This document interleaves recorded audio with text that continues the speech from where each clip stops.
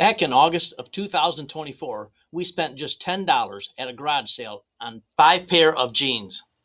Today, that same $10 just turned into 70. These were nothing crazy, just 5 pair of jeans at $2 each. 4 of them sold relatively quickly, which is very nice for cash flow. But 1 pair sat and sat and sat. But finally, a year and a half later, they did sell. So, the real question is, when you factor in time, was this flip still worth it? Here's how the numbers shook out. The 4 pair of jeans that sold first made us a combined net profit of $56.68. That's after eBay fees, shipping fees, and cost of goods.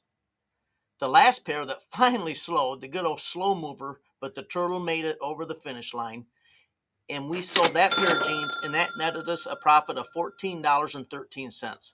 So across all 5 pairs of the jeans we paid $10 for, our total net profit was $70.80. That to the easiest possible alternative.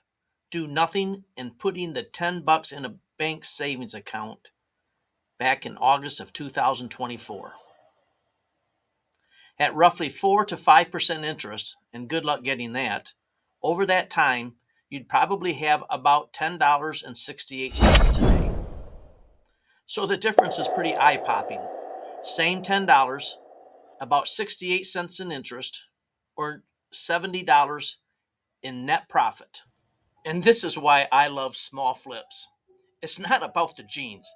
It's about what happens when you put even a tiny amount of money to work. Savings accounts are safe and liquid, and they absolutely have their place. But reselling shows how effort and patience can multiply small amounts into something meaningful. Even the pair that took a year and a half still returned a very nice profit, considering we only paid $2 for it. If you enjoy seeing real numbers and real comparisons like this, that's exactly what I'm going to keep sharing. What works, what takes time, and what the actual returns look like. So if that sounds interesting, hit subscribe and stick around. I've got plenty more flips to break down for you in the future.